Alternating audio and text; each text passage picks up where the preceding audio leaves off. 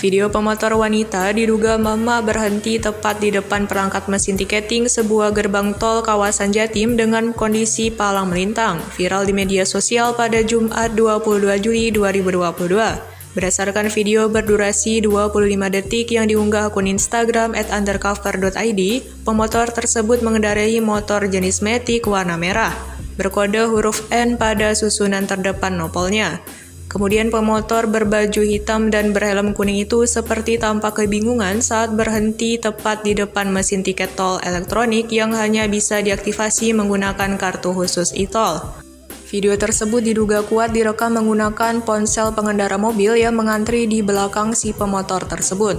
Entah apa alasannya, perekam video atas momen tersebut seperti memberikan tinjauan terhadap momen emak-emak yang berada di depan mobil yang ditumpanginya. Dari suara yang bermunculan, dalam video tersebut diduga terdapat sekitar 3 orang di dalam mobil tersebut, yang memberikan komentar atas kejadian di depan mobil mereka.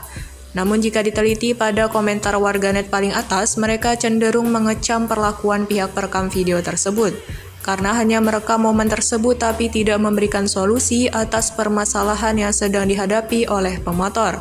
Sementara itu, Wakil Direktur Ditlantas Polda Jatim AKBP Didit Bambang mengungkapkan insiden yang terekam tersebut terjadi di gerbang tol Madiopuro, Kabupaten Malang.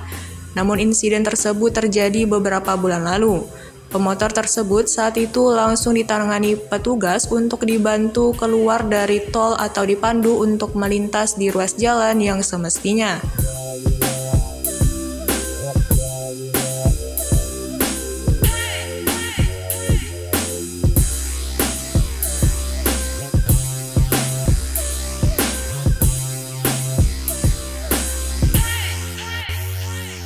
Terima kasih sudah nonton.